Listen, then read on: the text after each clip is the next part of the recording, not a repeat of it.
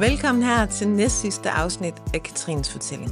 I det her afsnit skal vi med Katrine til Aalborg. Her flyttede hun nemlig op, og her møder hun en pige, som får afgørende betydning for hendes liv.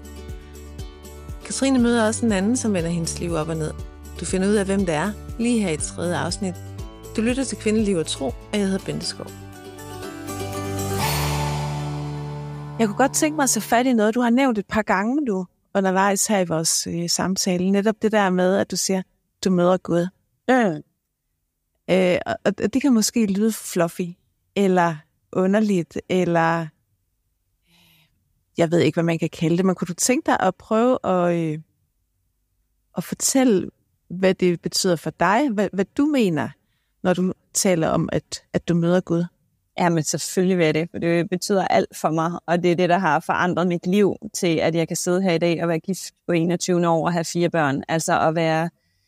Jeg vil lige lave en hurtig indskydelse her, fordi kære lyttere, I kan ikke se Katrine her, men du lyser jo op i et smil. Dine skuldre sænker sig, hele dit kropssprog forandres nu her. Så også bare ved at se på dig, kan man se, at det her det er noget, der er trygt og godt. Fuldstændig. Og betyder noget for dig. Godt. Ja. Parentes slut. Men det var et rigtig godt parentes. Og tak for den beskrivelse, fordi det er jo et smykke, man bærer, at have troen i hjertet. Det er helt overnaturligt, at nu snakker vi også om det åndelige, før man møder Gud. Altså der oplevede jeg at tage med nogle veninder fra højskolen til Aalborg, og de sagde, skal du ikke bo herovre, Katrine? De kendte intet til min historie. Der var ingen, altså det lærerpar deroppe kendte til min historie, men der var ikke nogen på højskolen eller mine veninder, der kendte. Okay, så du havde ikke delt det med andre end de 2 voksne? Det. Nej, slet ikke. Men de siger så,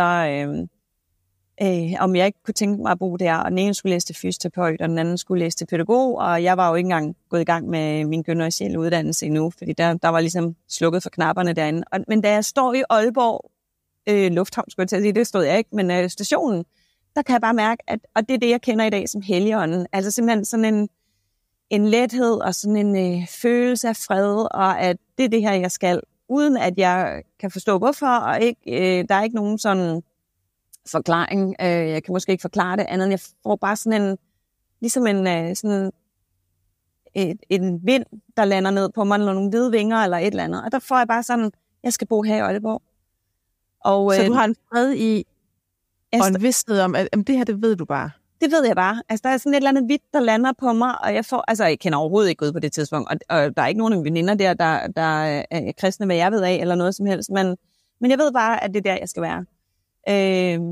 Så jeg starter der med at læse HF op og deler lejlighed med en fra højskolen, og så den anden bor nede under, så det er sådan et ret fantastisk fællesskab. Men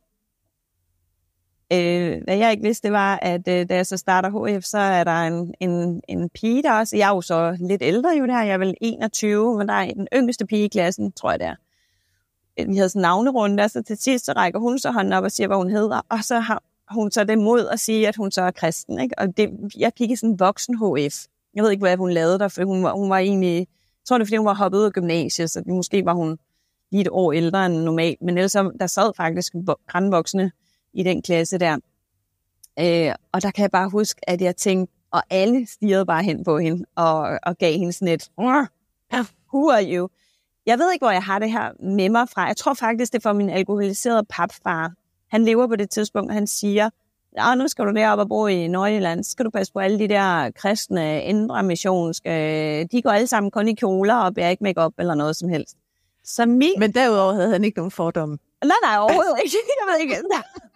Så alt det andet, det var så okay. Men det første, jeg gør, det er faktisk at kigge ned under bordet, for at se, hun har kjole på, for jeg er overbevist om, hun har kjole på, ikke? Og så har hun covertbukser på. Så der blev den første fordom jo smeltet, og så kigger jeg jo tættere på hende i frikvarteret, tror jeg, så har hun mascara på, og måske også lidt dudelut på øjnene. Så der røg den anden. Og jeg ikke vidste af, det var, hun havde bedt om at få en veninde. Og så havde hun egentlig også set i et syn, at vores klasse ville knæle for Gud og tage imod ham, og at der ville være mange, der kom til tro. Sådan husker jeg det, sådan mere eller mindre, at hun fortalte mig. Okay, hun og der kan vi jo lige Ja, undskyld. Men der kan vi jo lige lave en lille indskudt bemærkning. Ja. Til dig, der lytter med. At når man tror på Gud, så er der også rigtig mange, som oplever det, at Gud viser dem forskellige ting. Og det tror jeg måske er det, du mener, når du taler om, at hun havde et syn. Ja. Det er ligesom en drøm, bare når man er vågen. Ja, og at hun havde bedt om, så hun havde simpelthen bedt til Gud om, at han ville give hende en veninde. Ja. Så, og de ting ved jeg jo ikke noget om på det tidspunkt. Nej. Så jeg bliver egentlig lidt nysgerrig på hende, fordi hun er faktisk helt fantastisk sød, og jeg tror også, jeg bliver lidt nysgerrig på det der, hvad er det der kristne noget, og så begynder jeg jo egentlig også sådan lidt at studere hende i smug, hendes måde at være på, og sådan, og jeg kan jo egentlig se, at selvom hun ikke har nogen svar, når der kommer nogen af os sådan lidt, så står hun ved det. Også selvom hun måske ikke kan svare på, hvorfor var der korstog, og hun sidder der som enig i klassen og skal forsvare, hvorfor der har været korstog. Ikke? Altså, det er jo også lidt sjovt, det der, at nogle gange så står man for skud for alt muligt, der er blevet begået i fortiden. Ikke? Men hun har en udstråling, som gør, at jeg helt klart bliver nysgerrig på, hvad der er derinde bagved. Og en dag så spørger hun ud i klassen, om der er nogen, der vil med til noget ungdomsnået i hendes kirke. Og der er bare ikke nogen, der svarer. Folk sidder lidt og kigger ned i jorden. Eller, det var ikke fordi, altså folk var vilde med hende, men der var bare ikke nogen, der svarede. Og der blev jeg sådan lidt, nej, og nu bander jeg, men for fanden, altså helt ærligt, har I ikke noget opdragelse? Og jeg ved jo, jeg har jo ingen opdragelse med mig i bagagen, men I skal da i hvert fald svare, når der er en, der spørger jer om noget. Og så er der en kæk dreng fra klassen, der så siger, eller ung mand, han siger, hvad med dig selv? Så må du da selv tage afsted. Og så du siger simpelthen ud i klassen, hallo mand, nu må I lige... I kan da lige tage sammen og svare. Ikke? Ja. Altså, når der er nogen, der spørger, om I vil med til noget, kan I det mindste sige ja eller nej. Ikke? Folk sidder sådan og fik travlt med at glo ned på deres alt muligt, ikke? Og i stedet for lige at bare give et pænt svar, nej tak, eller whatever. Men så er der bare en, der sådan svarer tilbage, hvad med dig selv? Så må du da selv give et svar. Ikke? Og der var ikke nogen, der havde svaret, og tænkte, så gør jeg det. Og det var ikke, fordi jeg oplevede et eller andet guddommeligt, da jeg var med til det. Det var det faktisk ikke. Men det var ikke dårligt. Jeg blev ikke skræmt væk. Og det var en god oplevelse. Og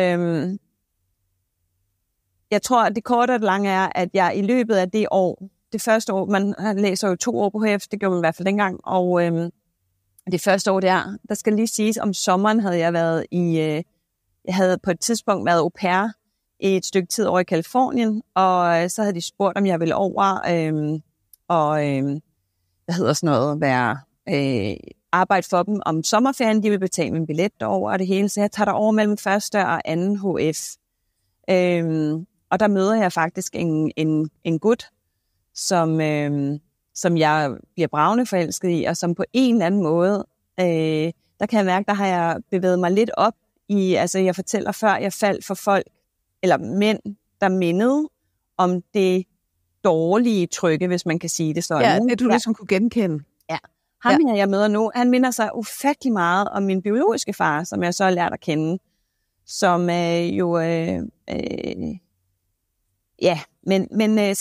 på en eller anden måde inde i mig, så tænker jeg bare, at det klikker, fordi det er trods alt bedre end det. Det er ikke perfekt, men det er bedre end det, jeg kommer fra.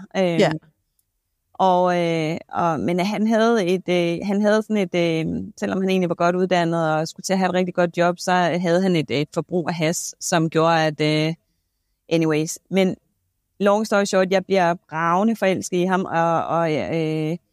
og vi udvikler et forhold, og over de der 2 måneder jeg er der, og sådan skal det være. Så kommer jeg tilbage og starter anden HF, og så en dag, så bliver jeg ramt af et af de der angstanfald, som jeg har haft også tidligere i mit liv. Og det er så voldsomt, at jeg simpelthen ikke kan... Altså, jeg sidder faktisk på toilet på det tidspunkt, og jeg kan ikke engang tage toiletpapiret, men jeg har min mobil i lommen, og på en eller anden måde får det fisket frem, fordi igen, ligesom vi snakker om før, at få et billede, så får jeg sådan en drøm for at åbne øjne, hvor jeg ser, at der er simpelthen sådan en stor afgrund, sort afgrund, der åbner sig, som bare vil sluge mig nu. Men så samtidig, så er der en lille bitte sprække op i loftet af toilettet, hvor der kommer sådan lys ned, og da det lys kommer ned, så får jeg bare det ord på den pige, jeg går i klasse med. Ligesom hendes navn. Ja. At jeg skal få fat i hende. Og så sidder jeg simpelthen der på toilettet og ringer til hende. Og det var også bare for at forklare, at jeg var med i kirke, ja, og det var en god oplevelse, men det var ikke der, jeg møder Gud. Jeg møder faktisk Gud i et af mine største angstanfald. Jeg kan huske, at jeg til dags dato har haft sådan et af de største. Jeg har haft nogle andre, jeg også husker, men det her, det var virkelig slemt. Ja. Og jeg tror et eller andet sted, det blev udløst af, at jeg faktisk følte, jeg havde det godt i mit liv. Jeg havde fundet en sød fyr, jeg var vild med, og hvor jeg faktisk følte, at jeg for første gang i mit liv sådan kunne connecte de to ting, jeg fortalte om før. At jeg ikke kunne connecte kærlighed og intimitet. Ikke? Altså, jeg synes egentlig, at jeg boede der, og jeg boede langt væk fra min familie, og jeg havde det bare godt. Og så crashede det fuldstændig. Men da jeg ringer til hende, så siger hun, har du en bibel? Jeg har da overhovedet ikke en bibel, men jeg gav dig en bibel på et tidspunkt. Gjorde du det? Nå, men den aner jeg ikke, hvor jeg er, så det ved jeg ikke, hvor jeg havde gjort af. Men hun siger, nå, men så beder jeg en bøn for dig. Altså, så beder jeg til Gud for dig. Fint. Og så bad hun en meget, meget kort bøn, og jeg kan huske på hendes stemme stadigvæk her i dag, mange, mange år efter, at jeg kunne høre, at den var så usikker. Jeg tror ikke, at hun selv troede på bønnen. Fordi lige pludselig fik hun bare den her desperate veninde. Vi var blevet rigtig gode veninder jo, og kendt hinanden et år, det er lidt mere. Ja. En desperat veninde, og hun havde ikke hørt mig sådan før. Så jeg tror også, hun var faktisk også lidt bange. Hvad sker der her? Ja, hun har godt kunne høre, at det her det er alvorligt. Det er ret alvorligt, ja.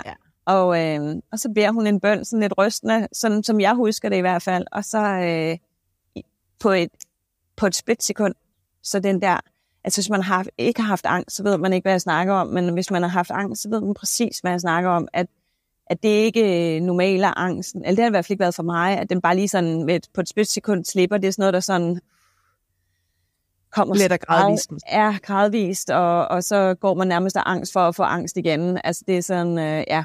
Men det her, det var sådan instant.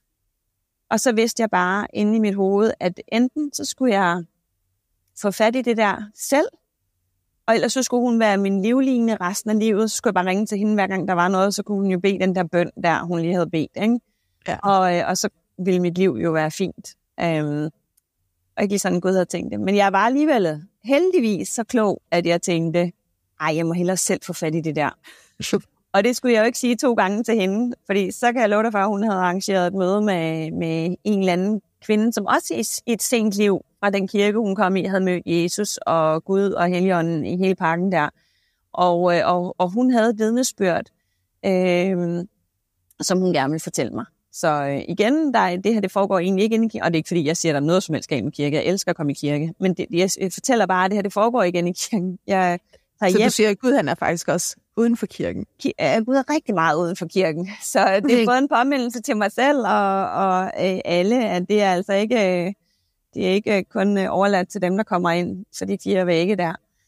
Men jeg tager ud i Nørre Sundby, og vi kommer til, det er sådan sent, eller sådan en aften, og min veninde tager med der, og så hører jeg hendes vidnesbyrd, at altså, tro det eller lad være med den crazy baggrund, jeg kommer fra, de ting, jeg har oplevet og sådan noget, så det der faktisk for mig, så, altså det der amazer mig mest, det er, jeg tror også, hun er også kommet fra en rodet fortid, men det er ikke det, jeg hører.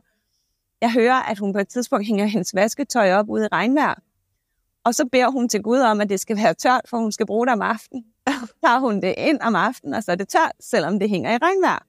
Okay. At der tænker jeg, wow, altså det er alligevel, altså hold da op, det er kun noget. Så, men der sker heller ikke noget der. Så går min veninde og jeg hen til busstoppestedet, fordi skal vi have bussen fra Nørre Sundby til Aalborg. Og så midt mens jeg står der ved busstoppestedet 10 minutter 10 om aftenen, uden nogen lægger hånden på mig eller noget som helst, så kommer jeg simpelthen ind i mit hjerte. Ligesom den følelse, jeg havde, hvor jeg stod ved Aalborg station, og der var noget, der sådan landede ind over mig. Der var det som om fuldstændig noget, der bare fløj ind i mit hjerte. Jeg kan ikke beskrive det anderledes. At der var bare noget, der tog bolig i mig. Det sådan fløj ind og ryg mit hjerte. Det blev på et splitsekund gik det fra, og tænker jeg, det må have været et stenhjerte, til simpelthen at blive lyst op. Men det var som om, altså, jeg kan simpelthen ikke beskrive det, men det er den vildeste følelse, jeg nogensinde har haft. Og jeg står lidt, og så siger jeg så til min veninde, Nej, jeg står faktisk lang tid og ved ikke, hvad det er, og vi kommer på bussen, og så jeg ved heller ikke helt, hvad det er. Og så går vi ind i bussen, sætter vi os på allerbagerste, og der er ikke ret mange i bussen der sent om aftenen, og så siger jeg til hende, jeg tror altså simpelthen lige, Jesus er kommet ind i mit hjerte. Og så var vi jo mega begejstrede og grinte, og det var bare helt, helt fantastisk. Og så er sådan, da det ligesom var lagt, og så kigger hun på mig og siger, ja, men jeg tror stadig, det var en fredag aften, jeg tror stadig lige, du skal med i kirke, og så skal du bede sådan en bøn, der hedder syndernes forladelse, eller sådan et eller andet. Ja. Så jeg gik jo helt weekend og glædede mig til søndag, fordi kunne det blive vildere end det her, så ville jeg jo eksplodere. Og kommer med i kirke og løber op til alteret, som der er i nogle kirker, så er der nogen, der sådan kalder op og siger, I må godt komme op, og så vil jeg lægge hænder på og blive bedt for, og så løber jeg op og fortæller, at jeg skal have den der bøn, som min veninde har sagt der. Siger ham præsten, og han beder sådan, og der sker jo ikke en fis. Altså, det er dejligt at blive forlagt hænder på, det er dejligt at blive bedt for, men altså, Jesus var jo kommet ind i mit hjerte for 48 timer siden, det var jo ikke, eller 36 timer siden, det var jo ikke... Altså, han kom jo ikke ind igen. Han var der. Ja, og det viser jo igen i virkeligheden også, at det, som du beskriver, at Gud, han kan forandre noget dybt indeni. Det er ikke noget, man kan hive ud af sig selv. Du kunne ikke skabe det der i dig selv. At det gjorde han altså. Nej. Uden for kirken. Igen, der er ikke noget magisk, der sker i kirken. Nej, slet ikke. Slet ikke. Altså, der har sket lige så mange magiske ting uden for kirken i mit liv, som der har sket inde i kirken. Altså nok flere udenfor. Og det er ikke for at på nogen måde at sige, at kirken er dårlig. Jeg synes, kirken er fantastisk det sted at have fællesskab og møde andre, som tror på det samme og dele liv og alle de ting. Men bare for at sige, at alt det ondskab, jeg har oplevet og mørke, jeg har oplevet, det foregik jo i en by, som mange har boet i og som er glade for at bo i, men det foregik i et hjem, ikke? Og Gud har også senere i mit liv også vist mig, for jeg har gået med nogle modige veninder, og i bøn også. Altså, der er jo en stor berøringsangst, både i mit liv, men også omkring menneskers, altså når man kommer med en historie, som jeg gør. Ja. Men Jesus har vist sig, og det kan lyde rigtig grænseoverskridende for nogen, fordi hvorfor greb han så ikke ind og flipped the world around? Men jeg har set altså igen sådan et billede der, en gang jeg bad,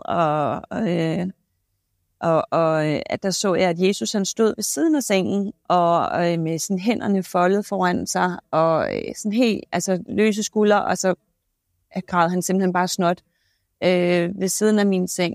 Så altså det er et eller andet sted at vide, at der har været, at han har været der under det forfærdelige i mit liv. Altså under overgrebene, der stod han ved siden af min seng. Og det kan lyde, altså jeg prøver at forklare det som sådan en folk, der måske ikke kender Jesus, men hvorfor gjorde han så ikke noget? Hvorfor greb han ikke ind eller noget? Ikke? Og det kan jeg jo ikke forklare. Men for mig har det givet sådan en tryghed at se, at han stod der, og altså han er jo ikke til ansvar for, det er jo derfor, vi har fået den frivillige. Han kan ikke stå til ansvar for folks valg. De mennesker og den familie, jeg er vokset op i, har taget nogle valg, som er livsskadende for dem, det går ud over. Men det er dig som menneske, der skal tage valget om at ville det gode, og blive ved med at tage det valg dagligt. Også når man har fået Jesus, som jeg sagde før, skudt ind i hjertet, så følte jeg nærmest, det var. Så skal jeg stadigvæk stå op hver dag og vælge at sige, at jeg vil gøre det gode. Jeg er jo ikke bare, det er jo ikke én gang til at tro. Nej, og man bliver jo ikke sådan man bliver jo ikke lige pludselig en robot, der bare bliver programmeret til at være from. Nej, lige præcis. Nej. Wow, Katrine, det er virkelig en vild historie. Det er en barsk fortælling. Wow. Samtidig med, at den jo også, i hvert fald her, hvor vi er nødt til, er fuld af håb. Ja. Og vi har været omkring sådan midterdelen af dit liv her, ikke? Ungdommen, og der, hvor du sådan for alvor oplever, at der kommer lys og håb ind i dit liv. Tak fordi du lyttede med i 3. afsnit af Katrines fortælling. Glæd dig også til det 4. og sidste afsnit, hvor Katrine blandt andet fortæller om, hvordan det var at blive overrumplet af kærligheden, da hun mødte sin kommende mand. Men der er også en mere alvorlig del, for Katrine vælger på et tidspunkt at genoptage kontakten med sin mor og hendes mand. Hør, hvordan det går, og hør også, hvordan Katrine runder det hele af med at pege på det håb, hun har fundet. Vi høres ved i næste afsnit. Tak fordi du har lyttet til Kvindeliv og Tro.